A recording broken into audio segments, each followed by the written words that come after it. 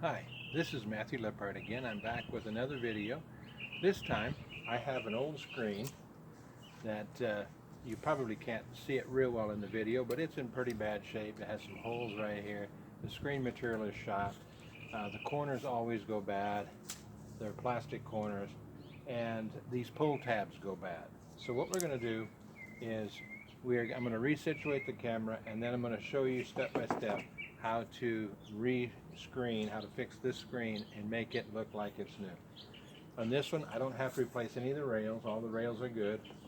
We have the springs on the top here, so the pull tabs always go opposite of the spring clips. So I'm going to resituate the camera, and then we'll get started.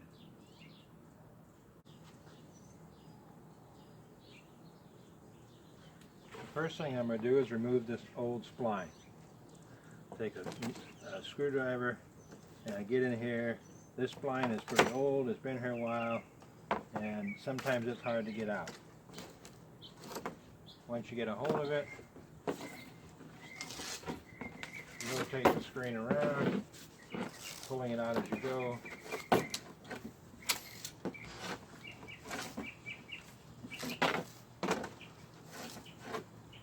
Sometimes I like to reuse the spline if I can, if it's not in real bad shape. Some of this isn't, but at the very beginning, this is in pretty bad shape, so I'm probably not going to reuse it. I have new spline, I'll put a new spline in. Once that is out, the screen material just pulls off. Discard it. Pull your old pull tabs out. You can see where those are broken.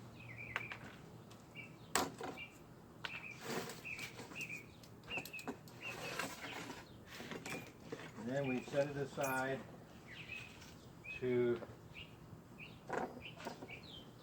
cut the screen material. Oh. I am not going to have enough on this one for this screen. Let me go get my other roll. I'm going to shut the camera off, and then I'll be back. I'm going to go get my other roll.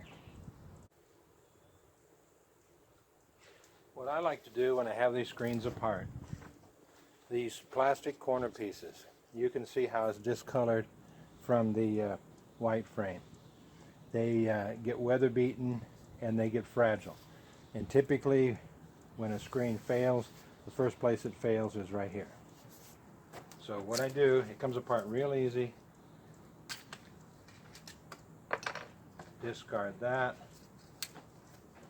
I put the new piece in here. The new pieces usually go in a lot harder than the old pieces came out. Tap them in with a rubber mallet, like that.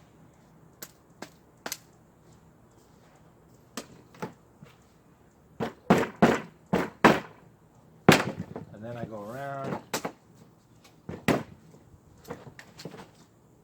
Just be careful to make sure these spring clips stay in there. These go in a certain way. It goes in like that. Okay, if I try to put it in any other way, it won't fit because of the grooves in this frame. Let me see, right here. Because of the grooves in this frame, and you have similar grooves on this white plastic corner. And they go inside of there, they fit inside of those grooves, and they're really only designed to fit one way.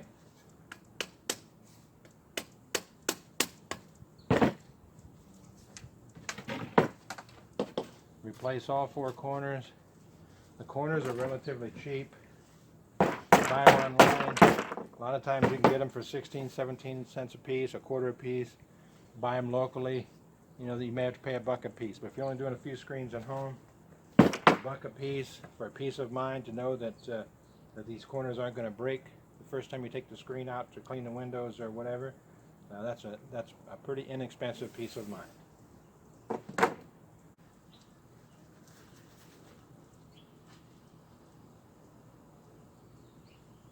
I got my other roll. Sometimes that happens. I thought I had more left on that roll than what there actually was. I overlap a little bit on the front and the top and the bottom. Take a pair of scissors. I recommend having a dedicated pair of scissors for stuff like this, because this can be kind of hard on the scissors. Set your roll of screen material aside. And now, I recommend starting from one end, not necessarily having an even overlap, because I have a longer side over here.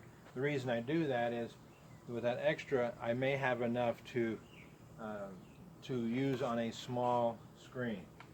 Now, I don't want to forget these. Based on where my spring clips are, these are going to have to go on this side. They just slide right in there over that lip. Put one there, put one over here. What can also make it easier for you to get started, if you want to, a little clamp there, a little clamp there. You can do it without the clamps. I often do it without the clamps. I went to get my spline. It was all tangled up, so I had to take a little bit to straighten it out and get what I needed. This is a spline. It's a foam type of almost a rubber type material that goes inside of the groove, and that is what holds the screen in. This is going to be done in a couple different lengths, because that's just what I have.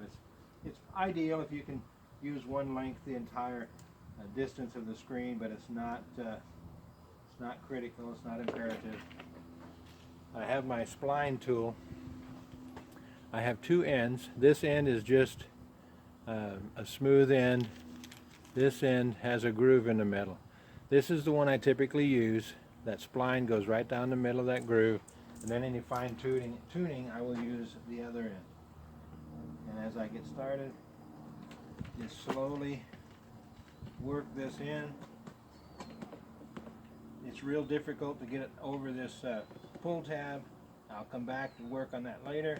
I go by it for now. If you've never done this, the first time you do it, you're going to say, this crazy guy made it look easy. I've done a lot of screens, and sometimes I make it look easier than it is. I'm going to go ahead and finish the other three sides off camera, and then I'll come back for some finishing touches. Okay, I've made it all the way around all four sides with the spline. You're going to end up with the tail right here.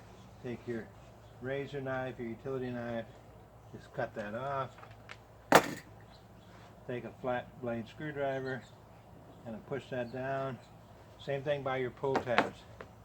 I found the easiest way is take your flat blade screwdriver, just kind of push that down in there. You can do it with your spline tool, but if you're not careful, you end up cutting your screen. And then I kind of finish it off with the spline tool. But I get it down in there most of the way with the flat blade screwdriver. Then we have all this extra, right? This extra screen here. Take my trusty razor knife, start in one corner, it doesn't matter what corner. What you want to do is, you want to get this razor knife right down into this corner, right along that spline. You don't want to cut the spline. You want it as close to that spline as possible without cutting into it. And then slowly take your razor knife and work yourself around the screen, making sure that you're getting everything pulled out as you go.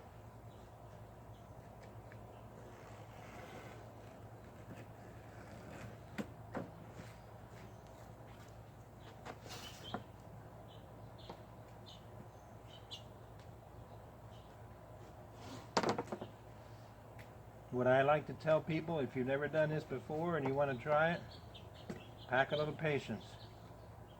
Because if you say that I'm not a patient guy, this probably is not the project for you.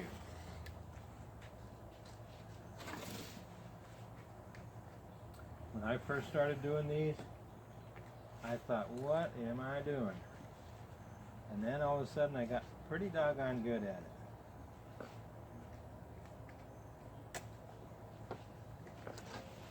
hadn't done any for several years. I'm getting back to where I'm doing it again. So I'm starting to get better at it again.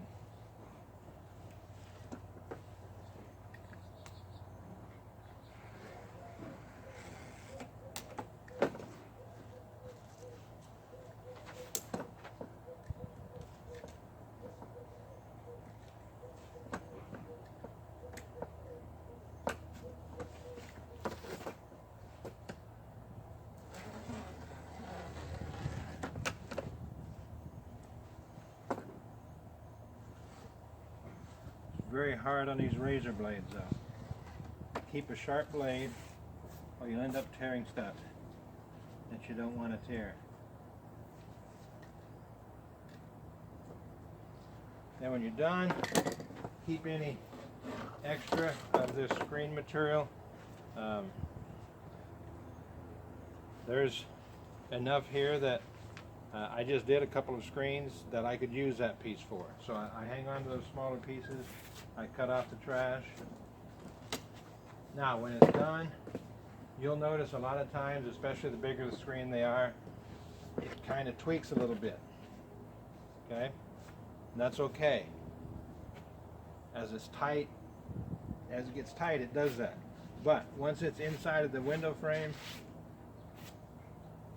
it'll be in there nice and snug and won't move. But there is that window screen without replacing any side rails. And that screen, you have the pull tabs here, spring clips here. That will get this person a lot more good years out of this screen.